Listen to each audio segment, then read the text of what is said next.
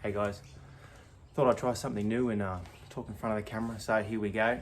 Been looking at doing a rear setup in the Nissan Patrol, and I thought I'd start off with a little bit of 12-volt system. So I'm trying to look at things that I should be installing before going for the bulkier items like a set of drawers. So I thought I'd go ahead and purchase some 12-volt products, and I'll show them to you now. All right guys, so this is the system that I've gone for. I've gone for the enerdrive system. For me, that was the best option for what I wanted for the car. We've gone for the DC to DC battery charger and the e-power charger, which is a 3-bank multi-stage charger. This is, as far as I'm aware, is for, obviously the car doesn't get driven every single day. And when the car is parked up, I can pretty much use my house to keep the batteries charged. So that's a really nice little unit there. And this is obviously the DC to DC. It's a 40 amp charger, 40 plus. As far as I'm aware, you don't have to run it at 40 amps. You can dial it right down. It has the ability to charge anything from AGM all the way up to lithium batteries, which are the two batteries that I've purchased. These are the iTech World 120 batteries. For the two of these, I got these on special. We're using their discount code for $1,600 in total for the two of them. I weighed up using an AGM battery, which I've used in my two previous cars, but seeing as I was only, pretty much powering up one Waco fridge and a couple of LED lights, I didn't really need too much more. But this system is going to be quite a bit more technical, and there's going to be a lot more in the back of this car because obviously it can take a lot more. So I've gone for these two bad boys. Each battery 12 kilos. Look at that. That's one hand. That is awesome. That's exactly what I wanted. I was looking at one AGM battery from Kick-Ass, which, yes, put out, I think, about 160 amps. So it did put out more, which is different. I mean, lithium 120 compared to an AGM, I think lithium does put out more anyway in their kind of spec sheets.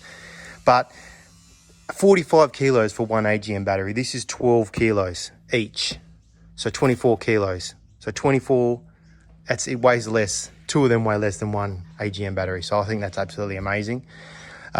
Prismatic cells, not that you really care, but it'll charge everything. So that's pretty much the important part. And obviously you can see that I've gutted out the back of the car. I do have a product coming in next week that I'm really excited to show you. I haven't seen anything like this on YouTube, so I'm really excited to get it out there. It's pretty much a tray that sits in this compartment in the Nissan Patrol. So with every Patrol, apart from the TI models, because I believe they have rear aircon, the passenger side rear is just a cavity. You can't put anything in there. I think the driver's side might have the fuel cap. Yep, it's got the fuel cap, so that's why you can't use the driver's side, but the rear side has got this perfect cavity. And I thought, what better way to store my batteries than making up a tray? So I tried to make my own tray up, and then I looked at possible mounting points, here to there, and I just thought, I'm like, whatever I make is not going to be strong enough to support the two batteries. And obviously it's quite an expensive investment, so I wanted something that was top quality, made in Australia. So I've purchased this product. It should be coming in next week. So as soon as I get that, I'm going to show you guys and hopefully get it in. So that is one thing that I'm really excited about. I've also gone out and I've purchased an EMU wing that I'm going to be replacing this window with. So if anyone knows what the EMU wing is, an EMU wing is pretty much replaces your fixed glass panel. Obviously this doesn't do anything, to a gull wing style window with a couple of gas struts, a couple of lockable doors there. So that's going to be a really interesting product to install as well. I'm going to try and have a crack at that, see how far I get. Might have to have a few mates, but yeah, the ball is rolling.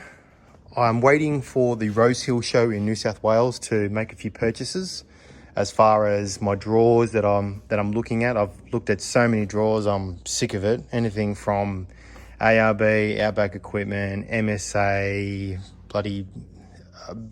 so many products.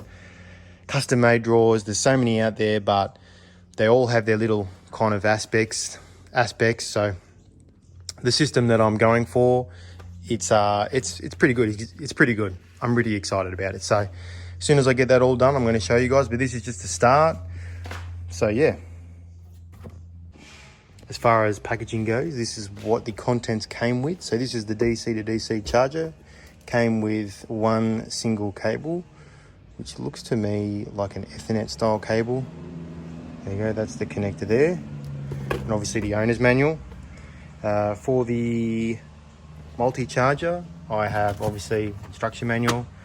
That is the port, so obviously that plugs into the bottom of the unit just there, and that'll go to an extension cord. And same, also got another Ethernet style cable. So there, so that's what came in the kit. There you go, mate. So as far as the wiring I'm concerned, I probably will not end up wiring this up. In some of my other videos, you may have seen that I do a little bit of wiring here and there, pretty basic kind of stuff. You know, the gauges up there and the head unit, the GME radio. I've done some basic stuff. As for this system, I'm not too sure if I'm going to wire this up, to be completely honest with you. It's a lot of wiring, very technical diagrams that I've looked at so far. So I'm not really too sure if I'm going to have a crack at wiring it, or if I should seek out some advice or pay someone to do it. There's a couple of people that I've looked up so far, but yeah.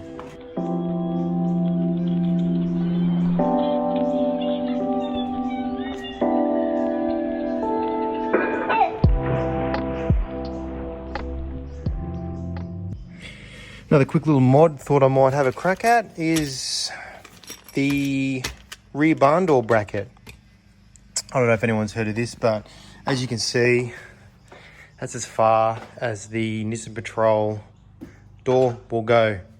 That's just how they've made it. They've made it really short. So what I have seen is a product that pretty much allows it to come out further, so you can actually get the door at like 90 degrees where it just won't touch the light. So a couple of tools here with the grinder, got the old Stanley set, beauty. So what we're going to do is we're going to remove this bracket. We're going to grind off this bottom bit, the little pip just underneath. I don't know if you can see just there. Then we're going to grind that off.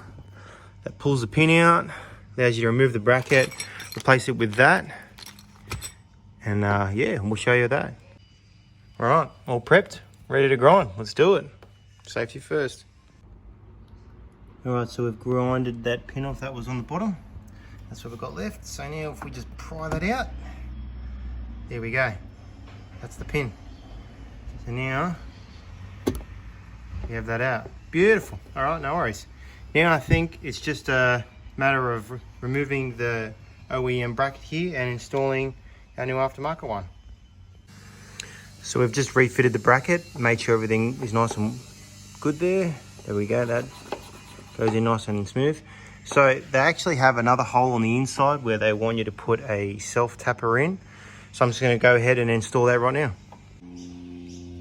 Boom, and just like that, new bracket is installed. There we go, all tightened up. The existing arm's been replaced. As you can see, nice and smooth movement there, and we've got that extra bit of angle. So I don't know if you remember what it looked like before, but now plenty of room. So there we go. That's a nice little part to install. Not too hard. I did get some instructions that came with it, and it was pretty basic, pretty straightforward.